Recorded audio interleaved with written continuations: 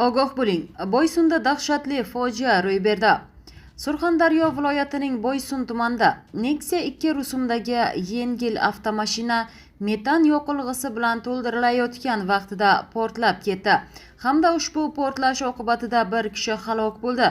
Bu haqida Boysun tuman hokimligi axborot xizmati xabar berdi.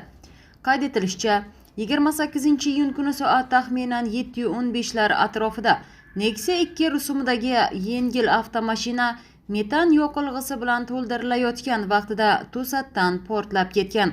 Gaz to'ldirish jarayoni chog'ida sodir bo'lgan mazkur halokatli hodisa oqibatida bir nafar fuqaro og'ir darajadagi tan jarohati olgan va shifoxonaga yetkazilgunga qadar hayotdan ko'z yumgan.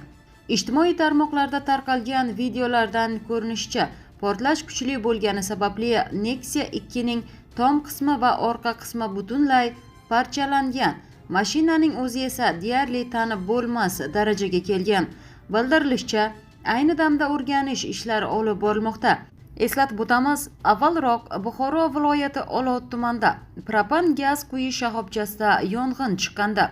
Yong'in oqibatida portlash sodir bo'lmagan. Yong'indan avtomobilning yon tomondagi gaz quyish agregatlari va suyultirilgan uglevodorod gazi qisman yongan.